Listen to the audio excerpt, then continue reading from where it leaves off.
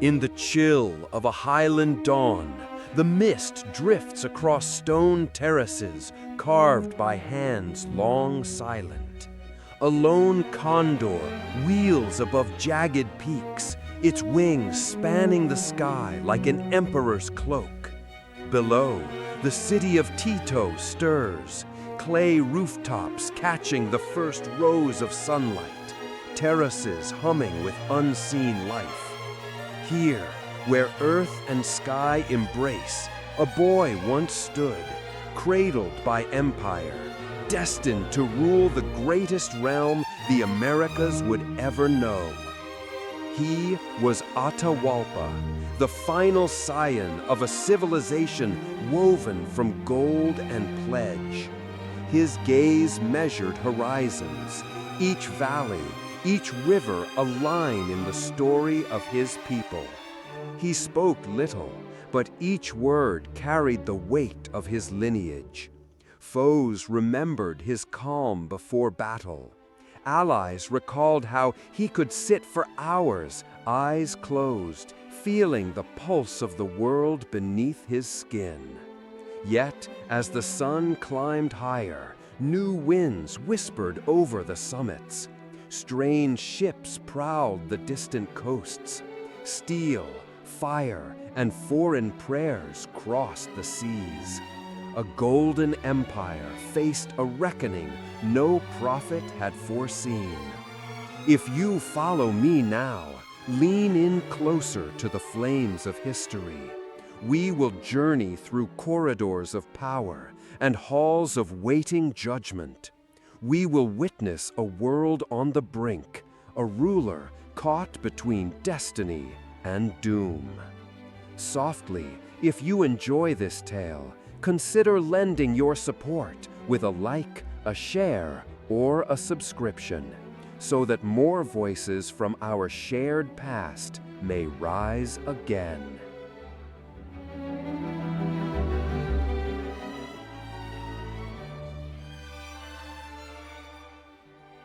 A hush lay over the palace at Quito as dawn's first light filtered through cedar columns. Inside, Atahualpa stood barefoot on cool stone, his breath rising in pale clouds. He touched the carved frame of a doorway, an old Inca masterwork depicting the sun god Inti.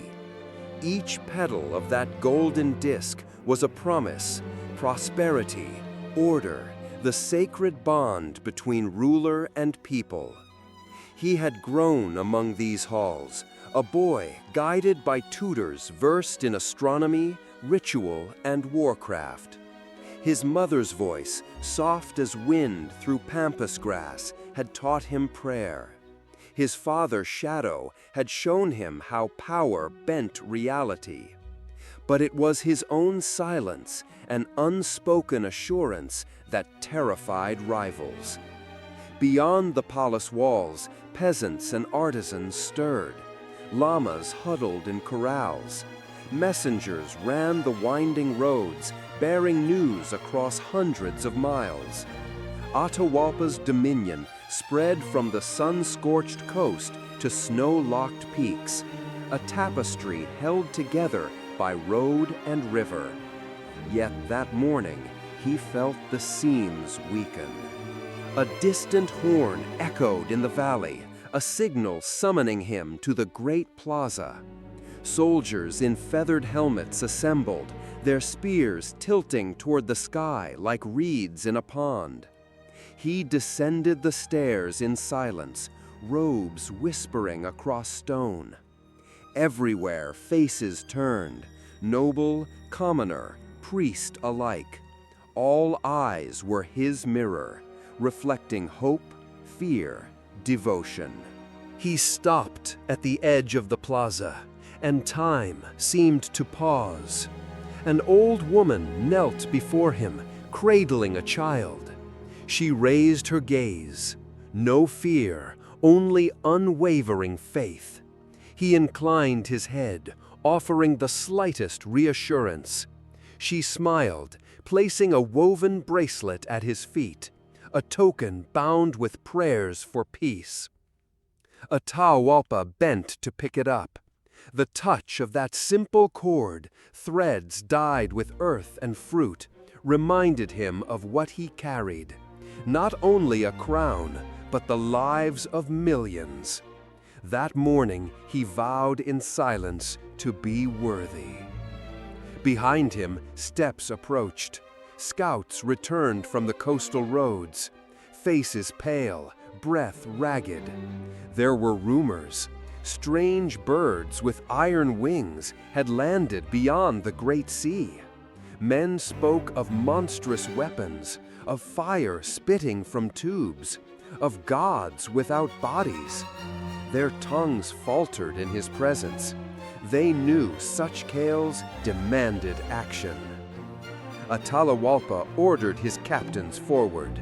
He needed intelligence, scouts, alliances.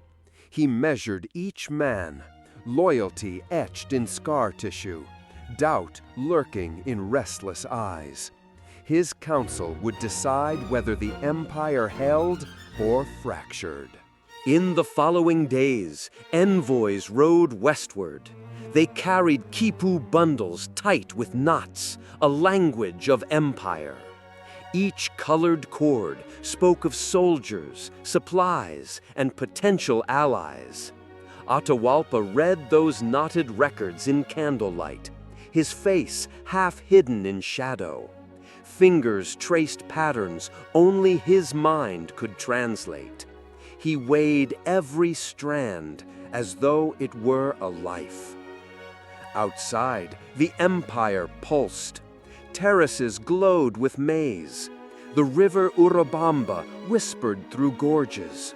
War drums echoed in the distance, calls for tribute from lords long accustomed to Inca rule.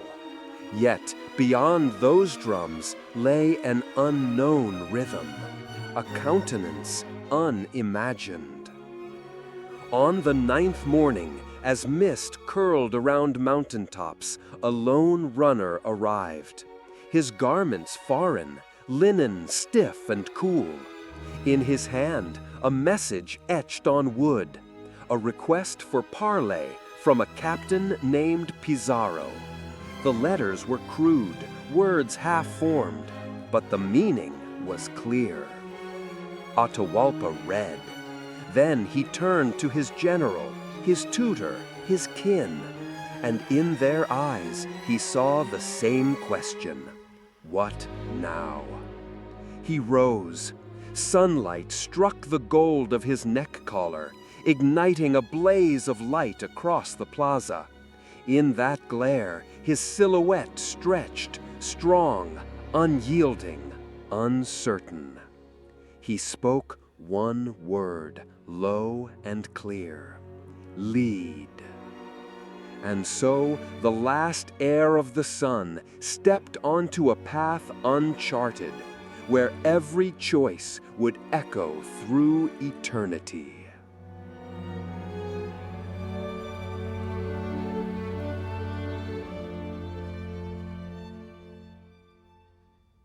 A cold wind swept down the Urubamba Valley, stirring golden maize into restless whispers. Atahualpa stood atop a grassy ridge, watching columns of feathered warriors march toward Cajamarca. Their banners, vibrant plumes of red and turquoise, flapped like living creatures in the dawn light.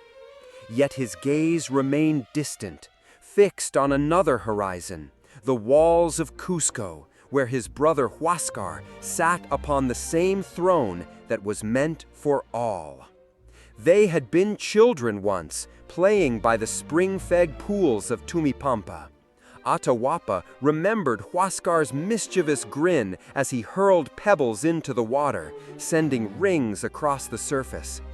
They chased llamas, learned war dances together, and slept beneath the same canopy of stars, dreaming of conquest and glory.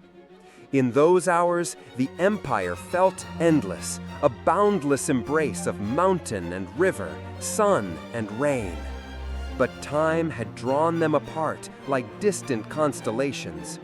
When their father, the great Huayna Capac, passed into eternity, the empire trembled. Inca law promised harmony among kin, yet the spoils of inheritance proved heavier than any golden pectoral. Huáscar claimed Cusco, the sacred city. Atahualpa held Quito, the thriving northern capital. The land itself seemed to cry out for unity, but the brothers answered only with steel. Atahualpa felt the weight of that division in every heartbeat. He recalled the day he learned of his father's death, a pale messenger slipping into his chamber, voice cracking like a wounded bird. He recalled how the world darkened as though the sun god had hidden behind the horizon. Then came the summons. Ride south, claim your birthright. His hearth burned with loyalty, yet loyalty felt like iron on his tongue. He turned from the rim of the ridge and descended along a worn path. Scouts trailed behind, their faces proud beneath woven helmets. Atahualpa walked among them without words, greeting none. His mind traced the road southward, through narrow gorges and high passes where condors glided without effort. He thought of Cusco's terraced fields, of Huáscar's opulent palace, of the golden disk lighting the citadel's main plaza. In those days, Inca armies marched not only on foot, but on faith. Priests chanted invocations to Inti, weaving melodies that bound soldiers into a single pulse. Atahualpa had once felt those chants lift his spirit, as though he too had become a ray of sunlight. Now they felt hollow, a chorus for a fractured realm. And yet he allowed the priests to accompany his host. He needed their presence, their prayers, even if his heart churned with doubt. That afternoon, they halted beside a glacier-fed river. The water shone like mercury in the sun. Atahualpa dismounted and waded into the shallows. The cold bit at his calves. He scooped water into cupped hands and let it spill through his fingers, an offering to Pachamama, the Earth Mother. Scouts knelt on the bank, eyes closed. Warriors rested, sharpening obsidian blades. Smoke from cooking fires drifted upward, merging with drifting clouds. He wrapped a hand-woven cloth around his shoulders and surveyed the camp. In the distance, jagged peaks loomed, silent sentinels of the Andes. In their shadows, he felt both small and immense. Here was his power, men who would follow him anywhere. Here was his curse, forcing them to fight for a claim born of blood and tradition. That evening, a runner arrived bearing a quipu from Huáscar's court. Atahualpa inspected the knots by torchlight, reading hidden meanings in their colors and tensions. Tribute owed, territories upheld, lines drawn. The final knot held the ultimatum: swear fealty or face the wrath of the southern throne. Atahualpa paused before the bundle, his silhouette straining against flickering light. He had once knelt before similar messages from his father. This time, kneeling would be surrender. He ordered his generals to gather. In a tent woven with crimson fibers, they assembled around a low table strewn with maps carved on wooden boards. Captains traced their fingers along valleys and ridges. They debated tactics, where to ford the river, which passes offered surprise, how to outflank Cusco's defenses. Atahualpa listened in stillness. Each question was a thread he wove into his plan. His voice, when it came, was calm but unyielding. "We will cut the road at Huayrahualpa," he said. "Force their caravans into narrow defiles. Hunger will break them." A murmur of agreement. One captain ventured, "My lord, our people may resist slaying kin. Atahualpa's gaze was steady. Empire knows no kin when it stands on the brink. Silence followed. Then the captains bowed. They would obey. They had tasted the tension in the air, felt the empire's heartbeat falter. Night fell. Stars blossomed overhead like scattered fire. Atahualpa returned to his private tent, a chamber hung with tapestries depicting the sun's journey across the sky. He knelt before a small altar of polished stones. He offered coca leaves, tobacco, and a drop of chicha. Smoke curled upward in graceful spirals. He whispered words known only to rulers. He sought guidance from the ancestors who lay beneath mountains and rivers. In the flicker of candle flames, he saw his brother's face, stern, proud, certain. He felt a stab of longing, though longing itself was a luxury he could not spare. He rose and laid a hand on the carved panel behind him, the sun god's benevolent countenance carved into stone. He sought comfort in that face, but carved stone could not speak. At first light, they moved. Thousands of warriors marched in silence, each step a wave in a tide of purpose. Women and children had fled south, seeking safety behind Cusco's walls. Atahualpa thought of them, of mothers clutching infants in the shadow of walls built to protect. He imagined their fear. He imagined the siege that would follow. He imagined the glory of triumph and the cost in human grief. Days passed in the mountain passes. He sent envoys with messages of peace, offering to share power if Huáscar would relinquish claims on Quito. The envoys returned bearing insults. Huáscar's pride was carved as deeply as mountain granite. He had elevated himself as rightful heir. He would not yield. On the seventh dawn, scouts reported Cusco's vanguard approaching a narrow gorge. Atahualpa halted his host. He climbed a rise of slate and looked down on the avenue below, a ribbon of stone flanked by sheer cliffs. He felt the weight of his decision. In that moment, he was no longer the boy who had skipped along Tumipampa's banks.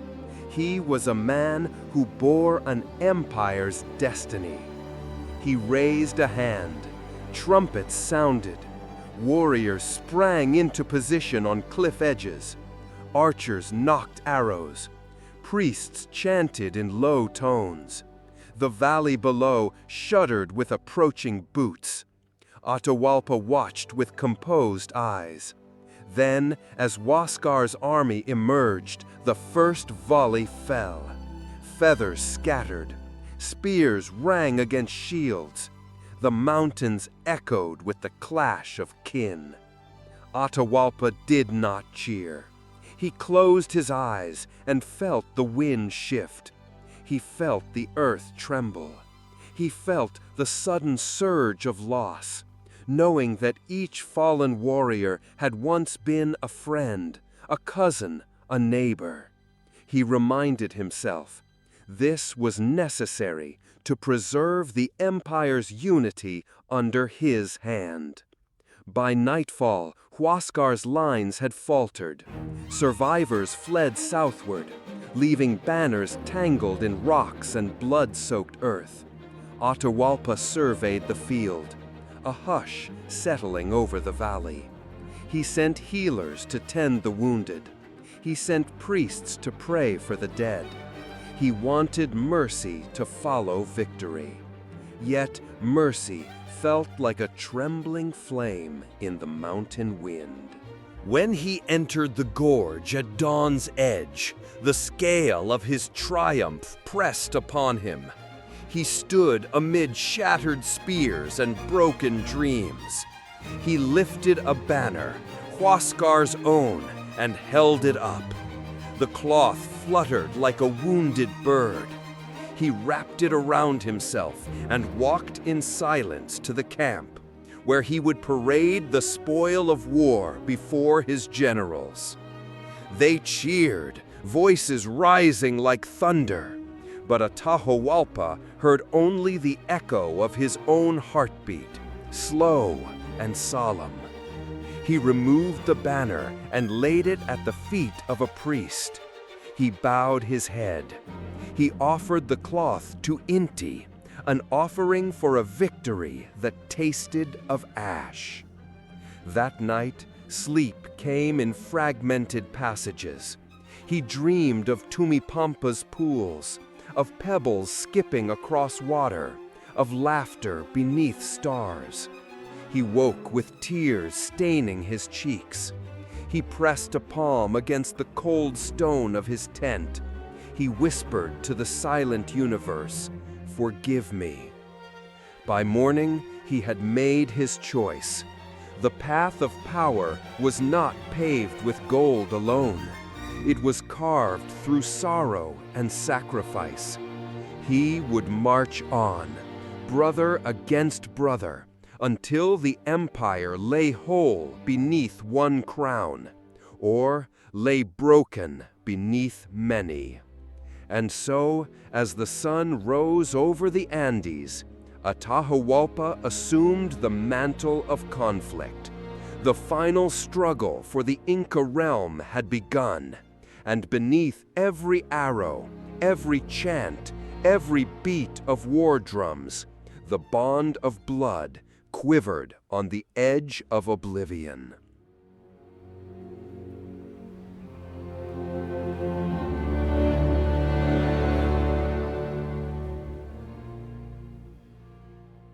"150 to 160 words per minute, reduced to 130 for quotes. The sun stood high and relentless over the arid plain of Cajamarca. Heat shimmered off the earth in wavering waves, like a mirage promising relief that never came. Atahualpa rode at the front of his host, astride a powerful sorrel stallion.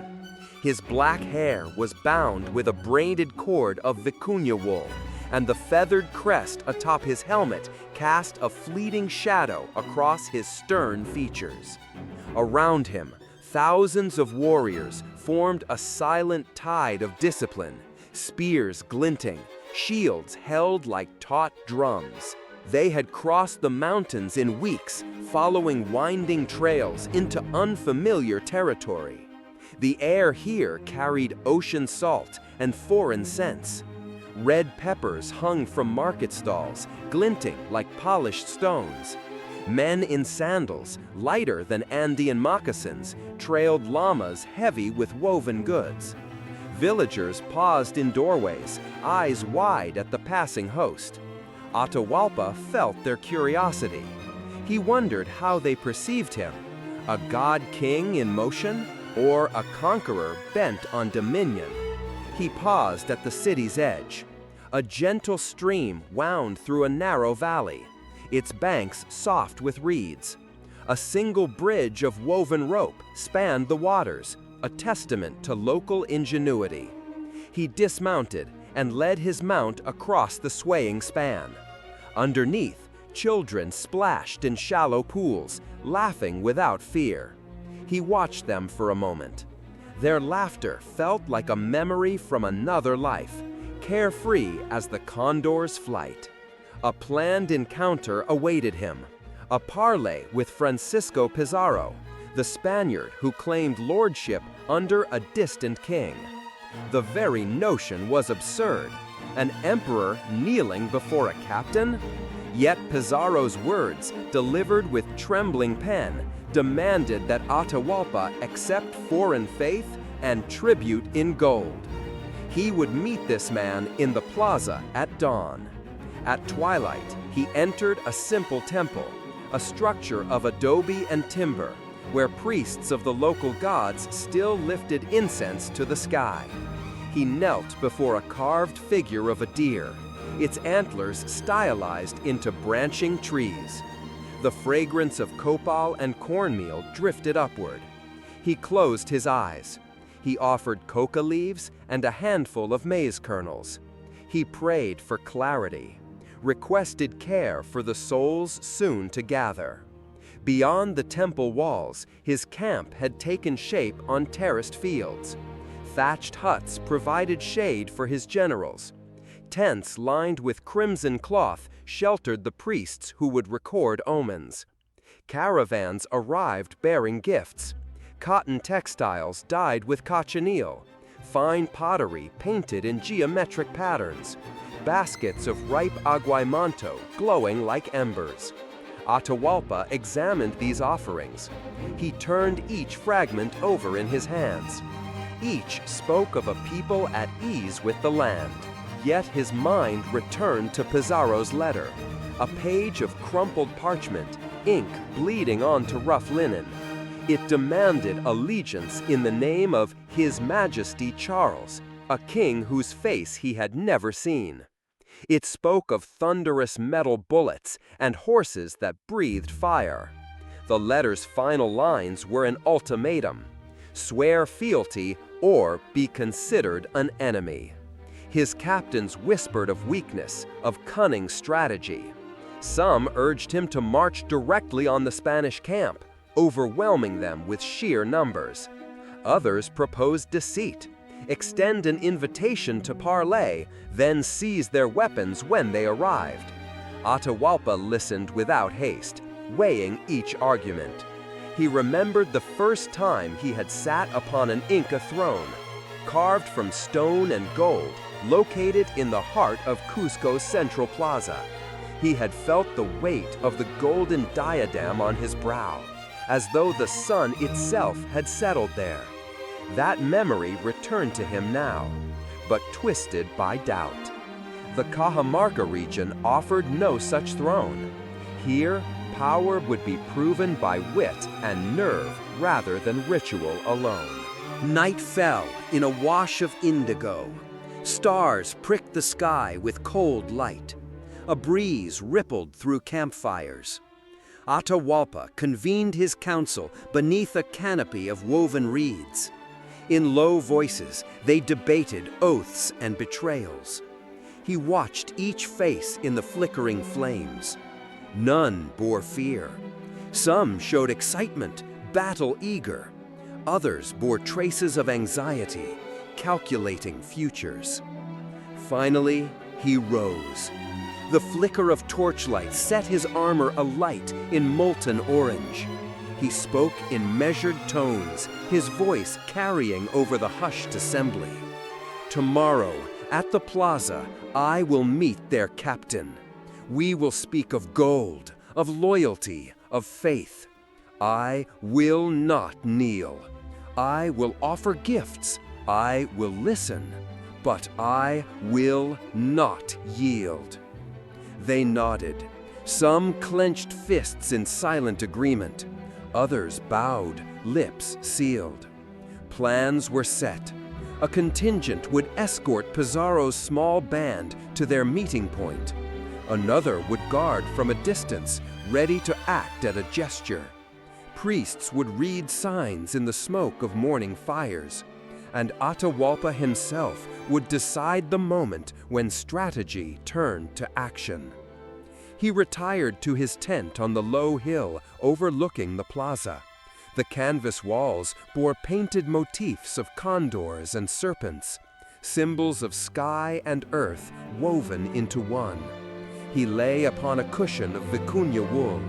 Beside him, a chest contained the finest treasures of the empire. A ceremonial bowl of gold dust, a quipu with cords of lapis lazuli and carnelian, and 2 golden figurines shaped like hummingbirds. He reached for the bowl. The particles of gold slipped through his fingers like sand. He closed his hand, letting the metal cool his palm. It was a reminder. Gold was the blood of earth, the tears of gods. To offer it in tribute was to share the heart of the empire. Yet it was also the instrument of his destiny in Cajamarca. At dawn, the plaza lay empty but for a scattering of dew. Pillars of sun-hardened mud framed the open space. The Spanish camp stood at the edge, leather tents pitched at haphazard angles, horses neighing in their stalls. A trumpet sounded, its note wavering with unfamiliar vibrato. Pizarro emerged, garbed in steel and lace, flanked by half-dazed native auxiliaries and a handful of Spaniards with crossbows. Atahualpa approached on foot. He wore a tunic of white cotton, embroidered with golden threads. His sandals trod softly on the packed earth. The Spaniards fell silent. Some clutched weapons, others stared in awe at his bearing. As he drew near, Pizarro doffed his helmet, revealing a lined face and anxious eyes. He bowed awkwardly, an alien gesture within a sacred context. They stood mere paces apart. Neither man spoke for a long moment. The only sound was the distant braying of llamas. Atahualpa unclasped a golden goblet from a gilded salver and extended it. "From my hand to yours," he said, through an interpreter's tongue. "A token of respect." Pizarro accepted it, trembling. He dipped the rim into a small container of chicha. He raised the goblet to his lips, spilling a few drops. An Inca priest nearby murmured a prayer. Pizarro set the vessel down, eyeing Atahualpa's face. Then the Inca ruler withdrew a small cloth bundle. He untied the knots and revealed a carved image of Inti in polished shell and gold leaf. "The sun oversees all," he spoke softly. "May it guide us to understanding." Pizarro fumbled for his response. He produced a crucifix, a thin wooden cross with a metal corpus. He held it out, uncertain. A murmur ran through the Spanish ranks. The cross caught the first rays of sunlight and gleamed coldly. Atahualpa regarded it for a moment. His eyes flicked to the wood, then to the metal. In his silence, an entire world seemed to hang between them. Finally, he inclined his head. The gesture was subtle, almost reluctant. He turned to his own attendants, who brought forward sacks of gold dust, finely wrought votive objects, and 4 massive plates of solid gold. The plaza filled with clinking metal as the treasures were unloaded. Horses stamped and snorted, uneasy with the sudden bustle. Spanish faces lit with a feverish glow. Soldiers exchanged astonished looks. They saw in every golden plate the promise of unimaginable wealth, a kingdom's worth of sun distilled into objects smaller than their own hands. Atahualpa watched this spectacle as though he observed a distant storm. He sensed the shift in the air, the Spanish greed breathing around him like hot wind. But he kept his face impassive. He allowed the offerings to pile before Pizarro's feet.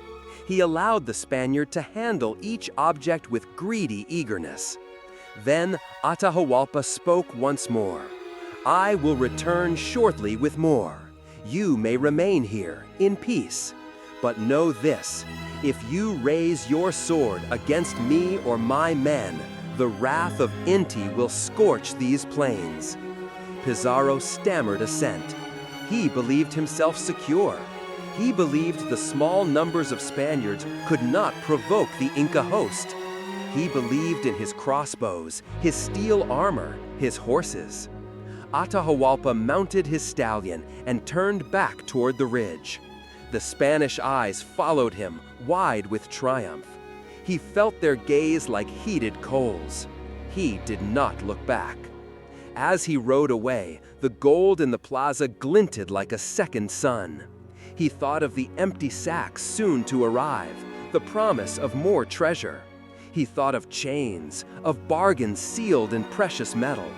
He thought of the danger hidden in Pizarro's stunned courtesy. He rode up the slope. Once he reached the crest, he turned and let the morning glare blind him for a moment. When he looked again, the golden spoils lay spread across the earth. He swallowed against a tightening throat. Beneath that brilliance, he heard the drumbeat of his own heartbeat. He tasted both triumph and dread. In that stark moment, he understood. Cajamarca's golden throne was not forged in stone. It was built on uncertainty, on mistrust, on a fragile alliance of gift and threat. He slid from his saddle and whispered a prayer to Inti. The sun, ever watchful, did not reply. The golden plates lay still in the breeze. And somewhere within their glint, the seeds of tragedy had taken root.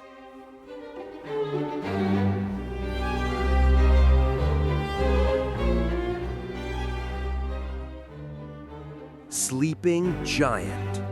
He gazed across the vast mosaic of fields, roads, and mountain slopes that bound his realm. Each terrace marked a promise of abundance. Each causeway carried the promise of unity. Yet between promise and reality lay the toil of countless hands and the silence of those who bore it. He dismounted at the edge of a small village perched on the high plain. Children huddled around curds of sheep's milk, their breaths visible in the cold air. Women in layered skirts moved with careful grace, kneading dough and tending fires.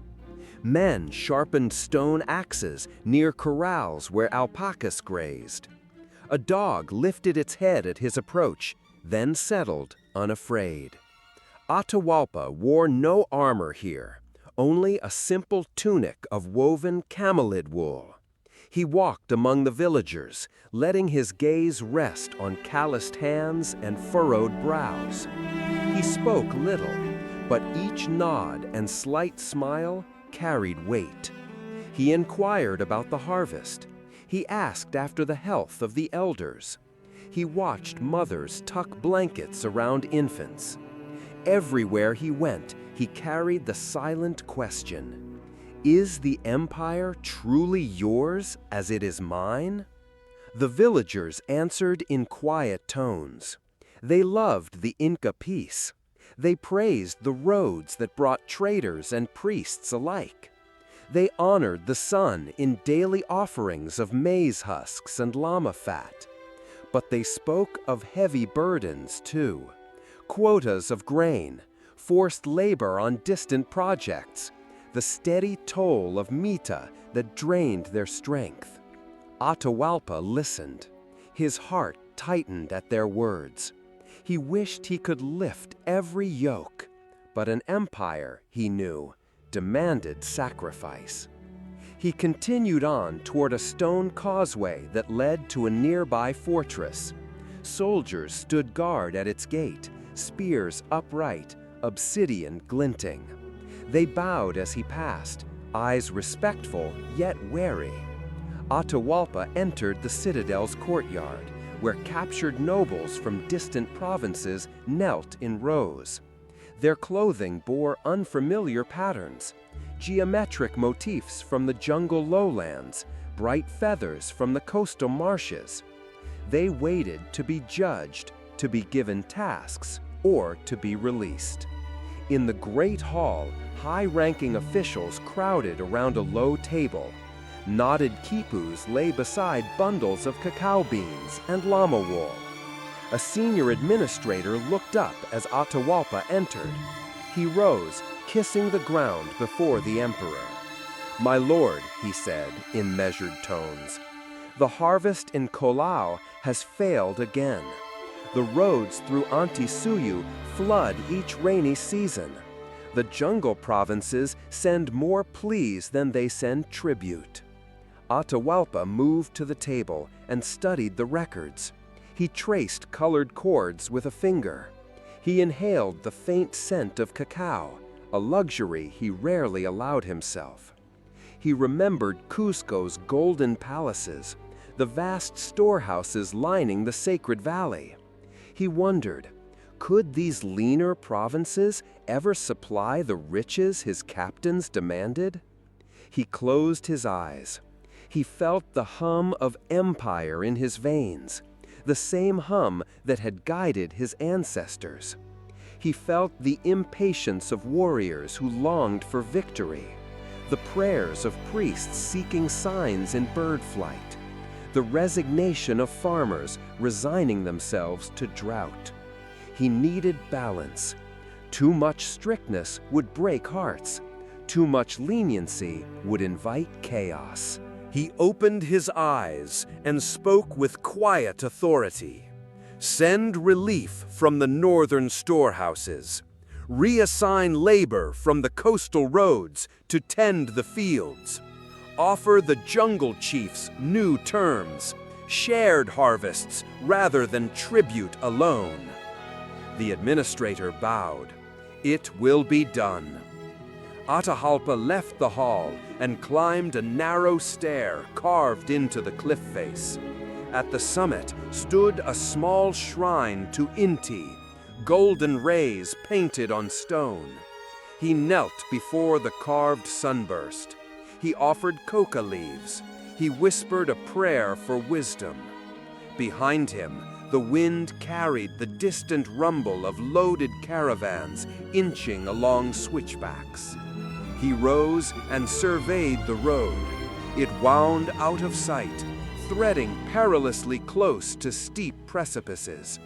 He thought of the messengers who raced along this path, often dying of exhaustion, of falls, of rain-slicked stones. He thought of the news they bore, new uprisings, fresh rebellions, demands for lighter burdens. He realized that the weight of empire was measured not in gold or territory, but in the resilience of its people and the endurance of its bonds. That evening, as the sun dipped behind the peaks, Atahualpa rode toward a distant encampment where foreign missionaries had tentatively set up their own shrine. They claimed to bring salvation from a single God they called Christ. Their voices chanted in strange rhythms. Their faces held a fervor he did not share. Yet he approached without hostility, curiosity mingling with caution. The missionaries knelt before their cross and invited him to join. A translator spoke of love and peace. He offered bread and wine in a ritual they named Eucharist. Atahualpa watched each gesture, each cup raised in solemnity. He saw in their faith the same hunger for order that underpinned his realm. He felt an echo of his own prayers to Inti and Pachamama. When they finished, he rose. He placed a hand on his chest. He spoke through the interpreter. I respect your faith. It reminds me of mine. But my people worship without one Savior. We honor many faces of the divine: sun, earth, sky, water. Know this, your way may guide you, but it will not guide the empire. They nodded, voices soft with reverence or relief. He turned back toward his camp, where Inca priests awaited to record his words. He felt the tension within him ease, just slightly. Night found him atop a low hill, a single torch burning beside him. He gazed at the constellations that watched over his land: llama, serpent, fox. Each was a signpost for travelers, a mirror of earthly realms. He thought of the countless souls who relied on his decisions: farmers, merchants, nobles, prisoners, missionaries. He felt both ruler and foster father, judge and guardian. He closed his eyes and drifted into a half-sleep. He dreamed of golden bridges arcing over rivers, of roads paved in quills and kola nuts, of voices lifted in communal chant. He dreamed of a single, unbroken realm, an empire that did not buckle under its own demands. He woke to distant drums, a summons from Pizarro's camp at Cajamarca. The Spaniards had requested another meeting. They wanted to argue terms, to press for conversion and tribute. He sensed no threat in their call, only curiosity tinged with avarice. Yet he would go. He would walk once more into their foreign courtyard. He rose at first light. The torch had burned low, its flame flickering in a pool of melted wax. He extinguished it and mounted his horse. Around him, the empire stirred. Fields tilled, roads dusted with travelers, shrines hum with smoke. He felt the weight of all that life pressing on him. As he rode southward, he whispered another prayer, that he might bear this burden with grace, that the people he led might feel the empire's strength, not only in roads and granaries, but in justice and compassion. He slowed before a carved milestone, a stone pillar marking the road back to Cajamarca. He touched the glyph for Land of the Four Quarters, a symbol of unity under Inca rule. He inhaled the cool mountain air. And then he stepped forward, reins in hand, prepared to meet destiny once more.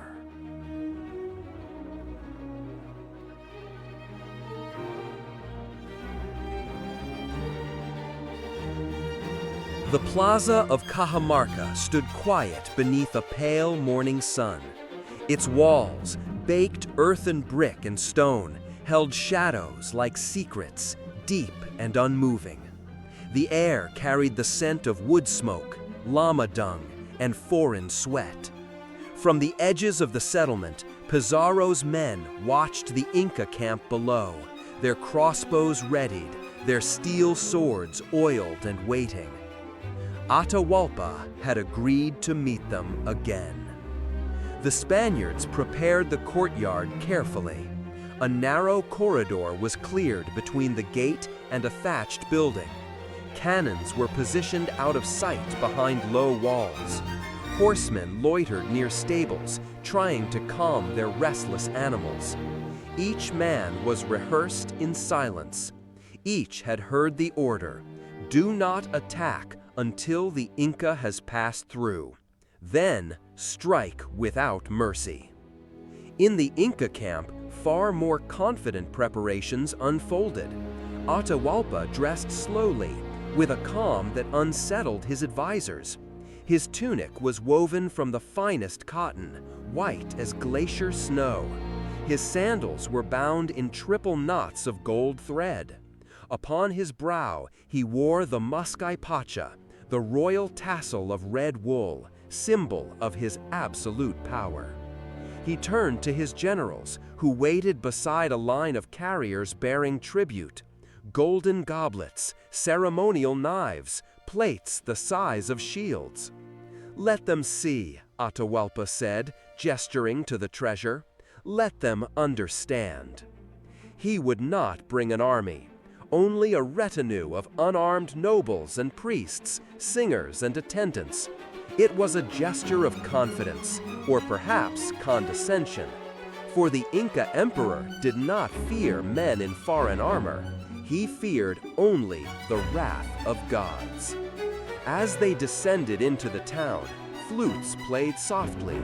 A long train of robed figures moved behind the emperor. Banners fluttered, incense curled in the air. It looked not like a military mission, but a festival procession. Women scattered flower petals before him. A priest carried the sun idol upon a golden litter. Pizarro waited in the courtyard, his beard dusted with nervous sweat. He stood beside a friar, Father Vicente de Valverde, who clutched a crucifix and a leather-bound book. The gate creaked open. Atahualpa entered. For a moment, no one moved. The emperor stood tall, his bearing unshaken, his gaze slow and deliberate. He looked not at the men, but at the space, assessing its size, its symmetry, its worth. Then his eyes met the priest. Father Valverde stepped forward. He raised the cross, lifted the Bible, and began to speak. His words, translated roughly, were a command and a sermon.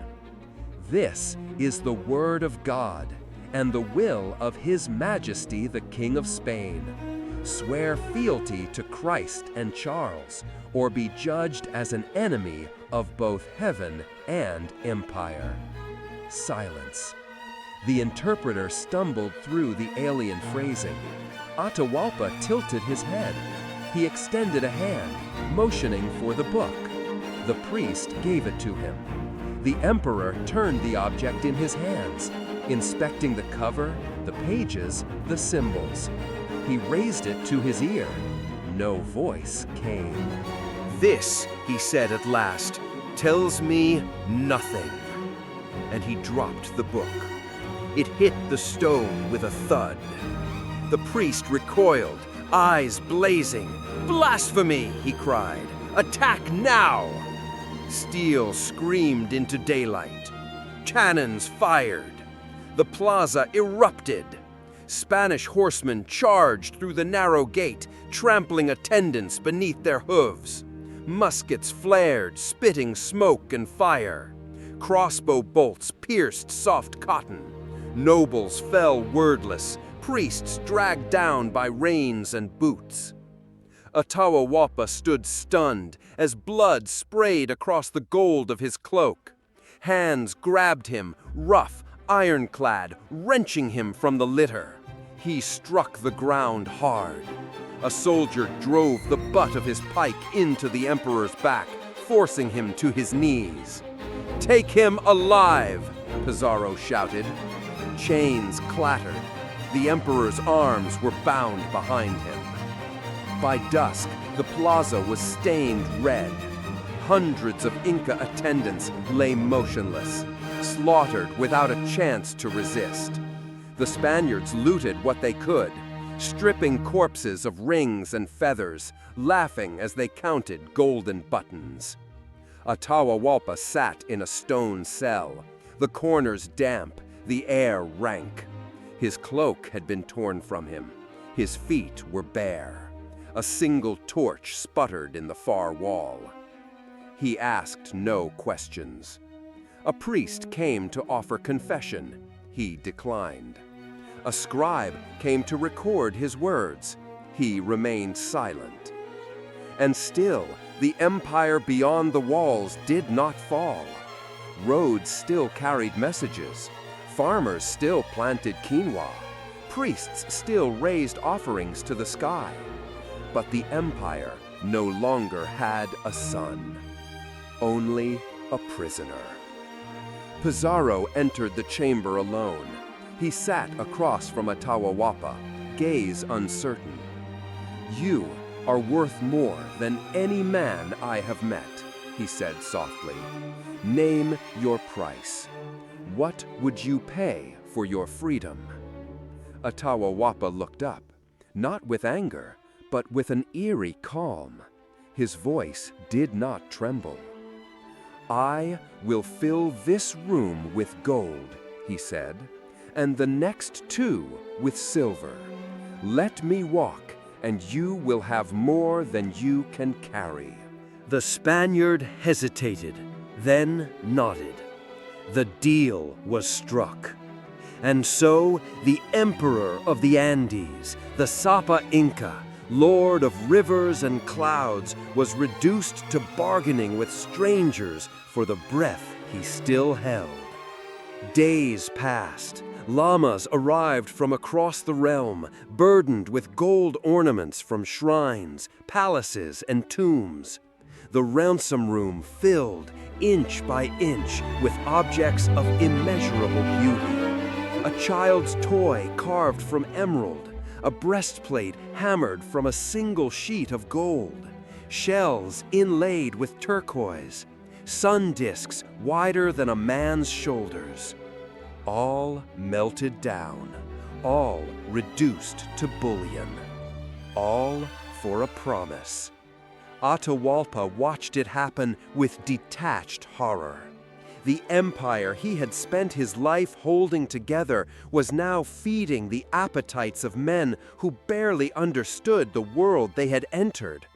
He watched golden relics vanish into crude molds. He listened to the rasp of saws as the beams of sacred temples were pried loose. He felt the weight of each object, not in coin, but in meaning.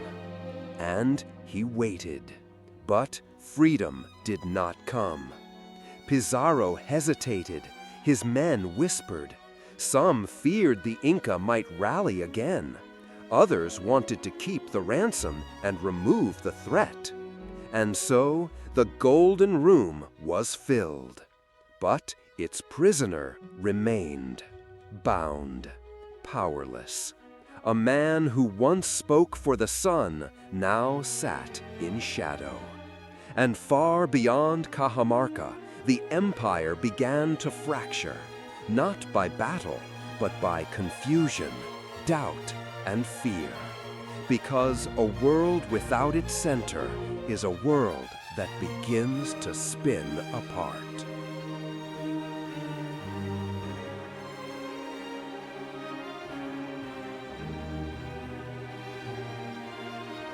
The cell smelled of damp stone and old iron. Atahualpa sat with his back to the wall, hands no longer bound, but never far from chains. A single shaft of light filtered through a narrow slit high above, just enough to mark time. Outside, Spanish voices echoed in the plaza, the clatter of armor, the ring of hammers, the shrill laughter of men grown rich on stolen sunlight. The ransom had been paid. But still, the emperor remained a prisoner. In the corner of the chamber, Father Vicente de Valverde waited patiently. Every day he came, bearing his crucifix and his book. Every day he tried to speak of salvation, of sin and blood and heaven. And every day Atahualpa listened, not out of faith, not out of fear, but out of a quiet, almost tragic curiosity. He would ask, how can one God have only one face? Or, why must a savior die to be divine? Or sometimes nothing at all, just a tilt of the head, as if trying to see through the priest's eyes. But he never bent, never bowed. In the meantime, the empire outside shivered. Messages arrived at Cajamarca, delivered by runners panting from thin air and fear. Riots had broken out in Cusco. Rival generals squabbled over provinces. Provincial lords began refusing tribute. Roads went unguarded. Temples fell silent. Without the Inca, the world seemed uncertain. And still, the Spaniards hesitated. They had never intended to kill him, not at first. Pizarro, though brutal, was not a fool. He knew the value of a living emperor, as a puppet, as leverage, as a symbol. But others among his men saw a different truth. They saw fear. They saw the crowds gathering each morning beneath Atahualpa's window, offering songs, gifts, prayers. They saw messengers slipping in and out, whispering news in Quechua too fast to follow. They saw him not as a broken king, but as a lion waiting to strike. And they whispered among themselves, "He's too powerful. He's still giving orders. He'll rise the moment we turn our backs." A tribunal was formed, hastily, secretly. Charges were drawn up. plotting rebellion, idolatry, polygamy, heresy. They were absurd, but that didn't matter.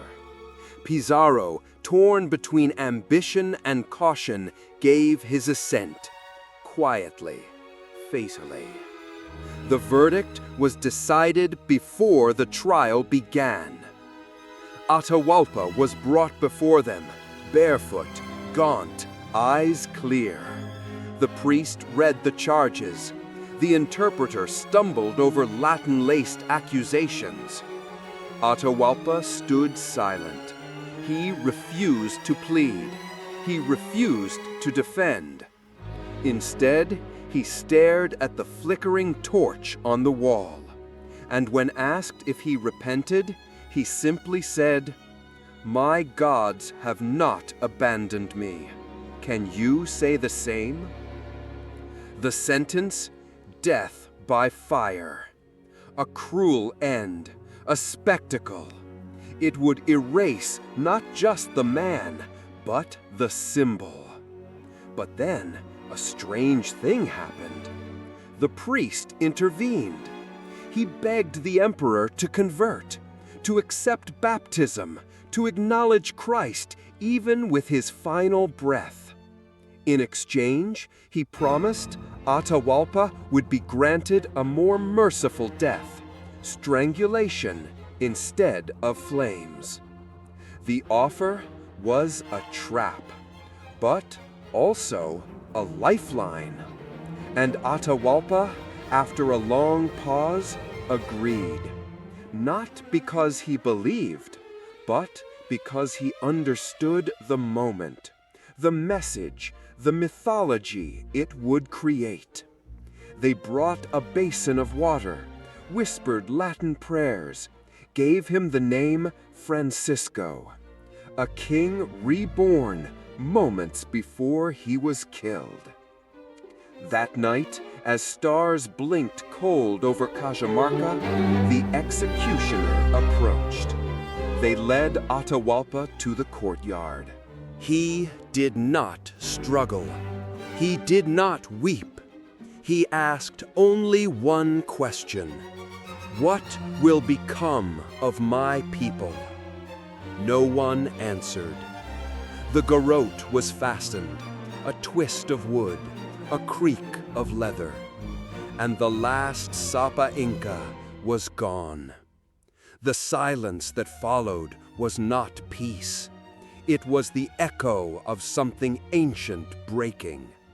Across the Andes, people lit fires and wailed into the night. Priests tore their garments. Nobles buried their jewelry. Farmers wept into the soil. The sun, it seemed, had vanished forever. But even as his body cooled in the stone yard, even as gold continued to flow westward like a bleeding vein, something remained. A memory, a name, a quiet defiance. Atahualpa had walked into the lion's mouth unarmed.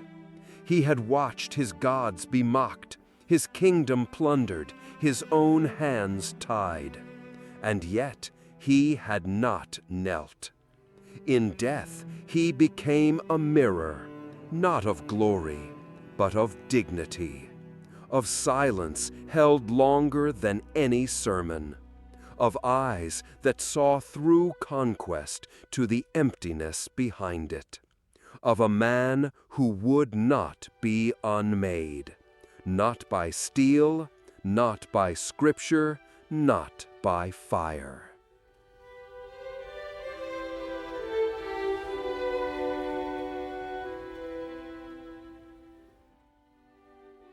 The winds over Cajamarca changed after Atahualpa's death. They moved differently, emptier, thinner, as if the very breath of the land had been disturbed. The plaza where he had stood, where his gold had been measured by greedy hands and his fate sealed by foreign lips, now lay quiet. The blood had been scrubbed away, but the stone remembered. Far to the south, in the sacred valley of the Andes, the cities stirred with confusion. Runners carried no more orders from the emperor. The quipu strands tangled with unanswered threads. Nobles looked to one another and found no sun to orbit. The Sapa Inca was gone, but the empire still stood. For now. In Cusco, once the navel of the world, the streets teetered between ritual and rebellion. The priests of Inti still lit incense at dawn, but the people hesitated. Was the sun still watching? Did it still approve? Some fasted, some wept. Some turned their faces to the east and waited for a miracle that would not come. The nobles convened hastily in shadowed halls. They debated who would wear the fringe of red. Some argued for lineage, Huascar's surviving kin. Others whispered the names of generals or local lords with loyal followers. But no voice carried the gravity that Atahualpa's had. No candidate inspired both awe and fear. Among the Spaniards, unrest simmered too. Though rich with gold, they had no road forward. They had slain the king, but not the kingdom. They held Cusco's wealth, but not its loyalty. They had the cities, but not the soul. Pizarro sat in a villa overlooking the valley. Once a simple soldier, now he wore the title of governor, a thin crown of silver and the heavier crown of unease. He watched as his men grew fat on tribute and drunk on fermented maize. He watched as alliances frayed, as arguments broke out over land and loot. The nobles convened hastily. He had won the empire, but it slipped through his fingers like powdered gold. So he made a decision. He would name a new Inca, not one to command, but one to obey. A puppet, a symbol, a hollow crown. Manco Inca was chosen, young, uncertain, and desperate to preserve what little dignity remained. Pizarro clothed him in royal garb, marched him through the city, held ceremonies, and made speeches. And to the Spaniards, it seemed the problem had been solved. The empire had a face again. But the people saw something else. They saw a man bound not in rope, but in humiliation. They saw foreign banners where Inca standards once flew. They saw stone temples gutted and filled with wooden crosses. And they began to murmur. Not yet rebellion, not yet war, but the stirrings. In hidden sanctuaries, old priests invoked forgotten names. In the mountains, messengers spread word. Wait, watch, the time will come. In the jungle lowlands and coastal villages, warriors began to train in silence. Not with bronze, but with knowledge, with hate. Manco Inca, though crowned, knew he was watched. Every word measured, every step shadowed. He sent secret runners to the highlands, gathered news, counted those who still held the empire in their hearts. And slowly, he began to prepare. In his public court, he smiled at Spanish visitors, nodded at their treaties, gave them gifts. But behind the woven screens of his private chamber, he plotted escape. He carved messages into gourds. He rehearsed the old war chants under his breath. He asked the gods not for favor, but for time. And beyond him, beyond the reach of foreign ears, the land itself seemed to tense. The rivers flowed with a new urgency. The llamas grew restless in their pens. The maize in the terraces bent low, as if bracing for something vast. At night, in the quiet spaces between stars, whispers rose from the stones. Stories of Atahualpa's dignity, his silence, his refusal. And in those stories, the people found strength. Because an empire may lose its head, but not its memory, not its rhythm, not its rage. The blood had dried, the gold had been taken, the temples lay bare, but the heart, though hidden, still beat, and it was waiting.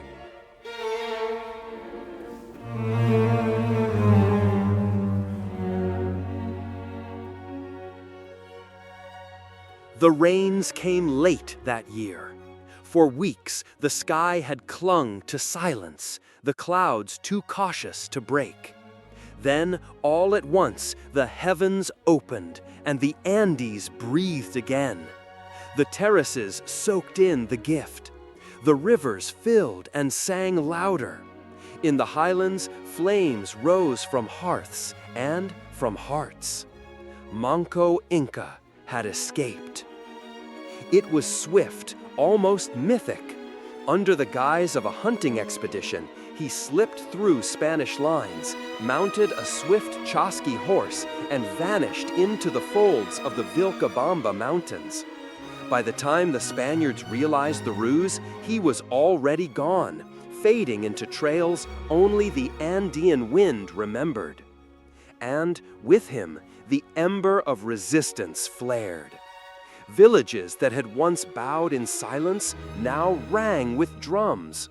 Priests lifted their hands once more to the east, where the sun returned, not as a god, but as a memory of one.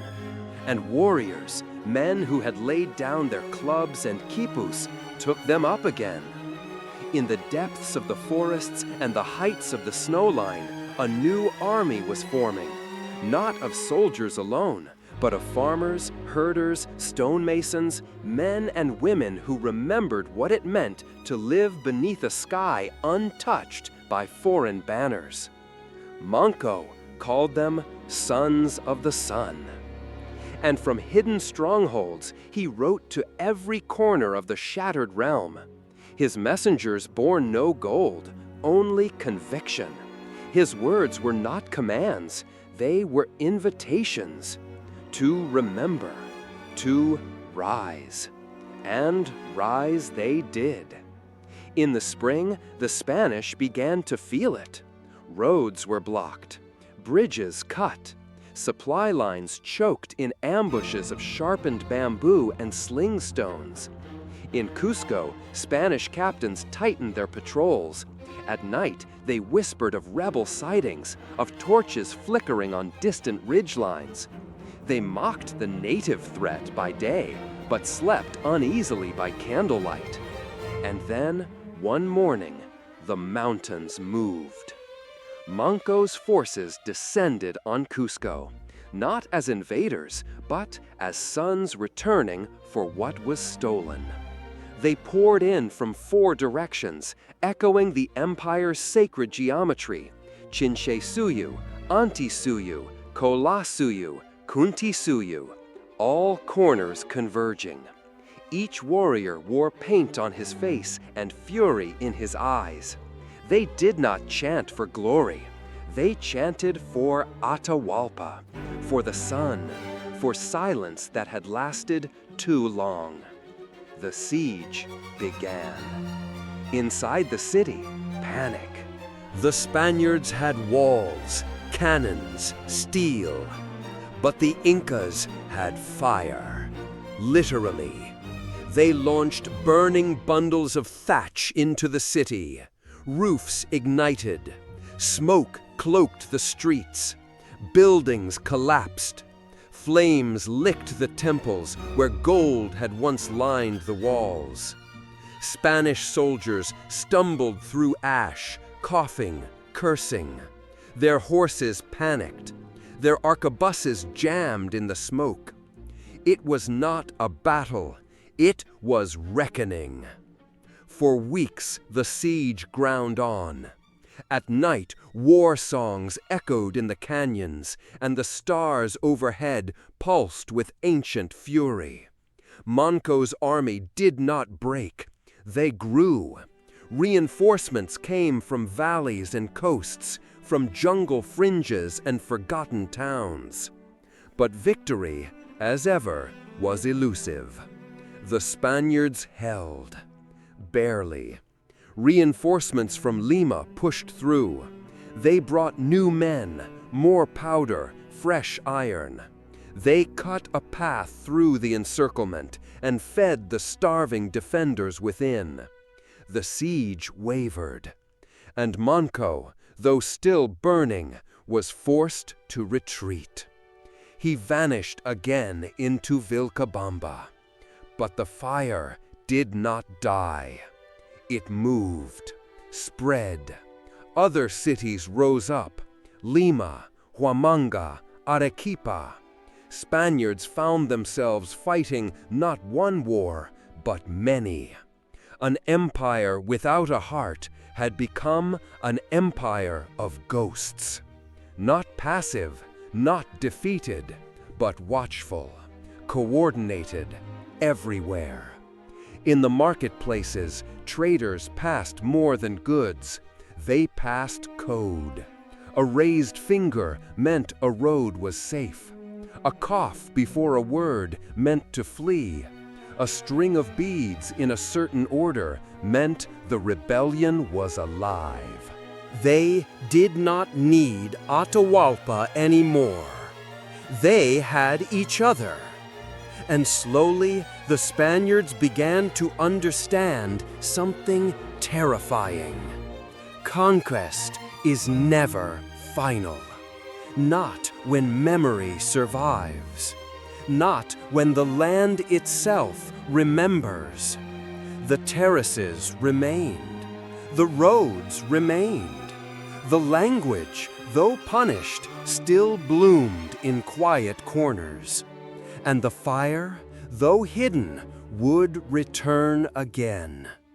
Perhaps not in armies, but in names whispered to children before sleep, in sun-shaped earrings worn in defiance, in stories told in the rhythm of rivers and breath, and in every stone lifted to rebuild what had been lost. Because though Atahualpa was gone, the flame he carried had passed to thousands. And the mountains, those great silent witnesses, would shelter that fire. For centuries, for always.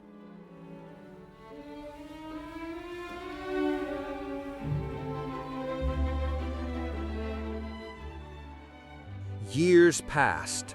The roads that once pulsed with runners now carried foreign boots.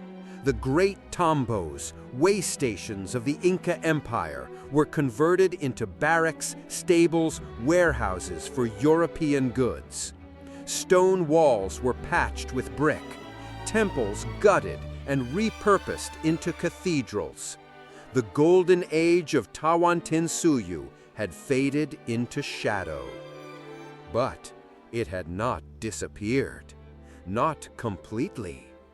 In Vilcabamba, beyond the reach of most Spanish eyes, Manco Inca had built a hidden kingdom, a ghost empire of resistance and remembrance. Stone dwellings nestled among jungle vines, fields carved along mountainsides, watchtowers hidden among the trees. He called it the Neo-Inca state. Here, the sun was still worshipped. The quipo still counted the seasons. Children still learned the names of the great emperors. Pachacuti, Huayna Capac, Atahualpa. And the elders, those who had survived conquest and rebellion, spoke in low tones of a time before steel, before crosses, before betrayal. Yet, even in Vilcabamba, silence crept like mist. The rebellion had cost much: lives, crops, hope. Manco grew older. His hair, once raven black, now carried streaks of silver. He walked slower, spoke more softly. He had seen his people rise and fall and hide, but he had not seen them break. He sent letters to distant corners of the Andes, calling for unity. Some responded with cautious loyalty, others with silence. Many simply waited, watching the tides of history shift, unsure which way the current would flow. Meanwhile, in the cities, the Spaniards told their own story. They spoke of conquest as divine will, of Atahualpa's fall as necessary, of civilization brought to savages. They erected statues, carved tablets, wrote books in tongues the empire never spoke. And yet, beneath their feet, the true story stirred. In Cuzco, children played in streets where emperors once walked. Some, unknowingly, traced their bloodlines back to Huayna Capac himself. Others repeated legends their grandmothers whispered in candlelit kitchens, tales of the king who would one day return. Underneath the cathedral built atop the Temple of the Sun, old foundations groaned with memory. The stones, so carefully carved, refused to forget. The Inca had always built for eternity. Even when the outer shape changed, the bones remained. In sacred caves, hidden altars still bore offerings, coca leaves, feathers, shells, not for spectacle, for faith, for continuity. And in the music, too, there were echoes. The bamboo flutes, the deep drums, the Kenya's mournful cry at dusk. They told stories no parchment could hold. They sang of Atahualpa's dignity, of Manco's fire, of the sun's slow return. In Lima, colonial officials grew uneasy. They sensed something unspoken in the land's stillness. They passed laws banning native ceremonies, banned the quipu, banned Quechua from being taught. But memory is not easily erased. Not when it is carved into rock. Not when it flows with the rivers.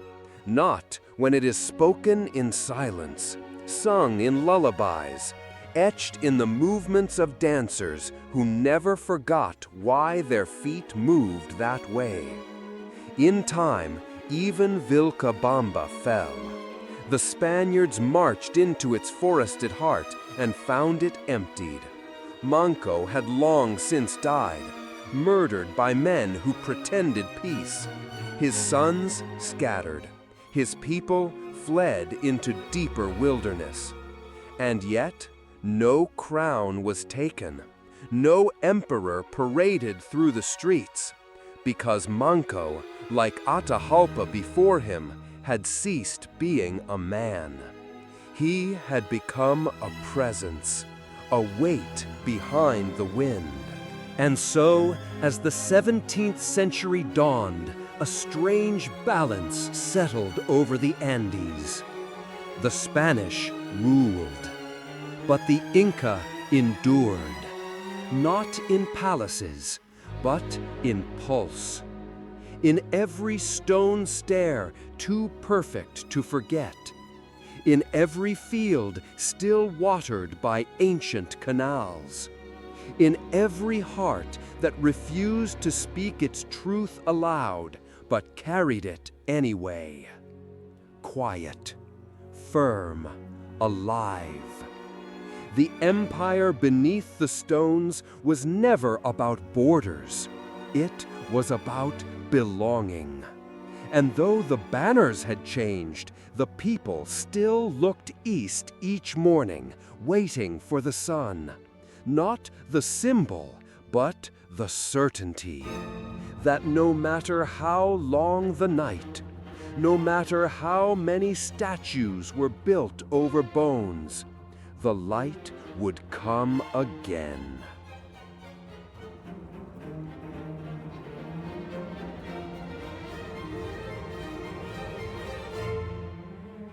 The centuries wore on.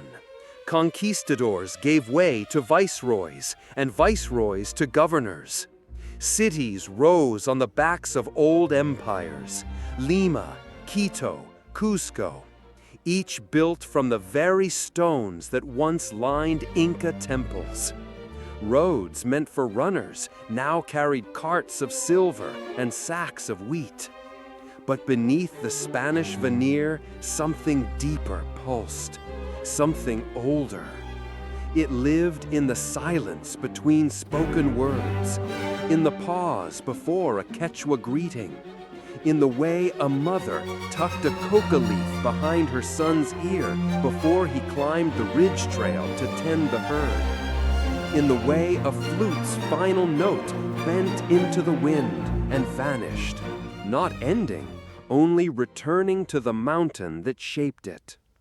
The legacy of Atahualpa did not linger in gold. It lived in people, in the blood. By the late 1700s, the Andes stirred once more. In villages and valleys, tales of the ancient Inca kings were whispered with new fervor. Elders recalled Atahualpa, not as a victim, but as a king who stood with dignity against a world he could not have foreseen. His refusal to kneel, his silence in chains, his promise to fill the room with gold, all had become sacred symbols, not of wealth, but of pride. And then, in the highlands of Tinta, a man named José Gabriel Condorcanqui took up a new name, Tupac Amaru II. He claimed descent from the royal bloodline. Whether true or not, the people believed him. That was enough. He raised the banner of rebellion, not just against taxation and abuse, but against the erasure of memory. He marched beneath symbols that evoked the empire long shattered. He spoke not of revenge, but of restoration. He was captured, torn apart, executed in a public square. But the echo remained. The stones remembered. The names, the chants, the rhythm of the empire, they returned generation by generation.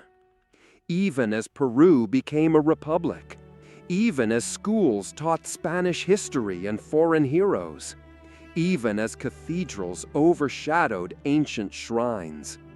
In remote valleys, children still learned how to walk the old trails, still knelt before carved stones, warmed by fire and moonlight, still heard stories of Atahualpa, the boy raised in Quito, the general who outwitted Huáscar, the king who met death with eyes wide open. He had not been perfect. He had ruled through fear at times, had waged war on his brother, had underestimated the men who crossed the sea. But he had stood when it mattered, and that, more than anything, endured. Even now, centuries later, his legacy bleeds into the skin of a people still caught between worlds. a merchant in Cuzco, runs his stall near the ruins of Sacsayhuaman. His grandmother once told him she descended from a captain in Atahualpa's court. He believes her. A school teacher in Huancavelica teaches Spanish grammar by day, but sings lullabies in Quechua at night. Songs of a king made prisoner by men who feared his stillness more than his army. A farmer kneels beside a stone outcrop before planting maize, not because the law requires it, but because he knows that stone once heard Atahualpa's footsteps. He touches the earth, murmurs a prayer. The empire is gone, but not the soul. Because empires are not simply built on walls and wealth. They are built on belief, on memory, and on blood that remembers. The kind of blood that does not forget the quiet king in the golden square, that does not forget the fire of Vilcabamba, that does not forget what it felt like to walk the roads of the four quarters and know, truly know, that the sun rose for you. And so the legacy of Atahualpa endures, not on a throne, not in a vault, but in the posture of a people who, even today, still walk with their heads high, carrying history not as burden, but as breath.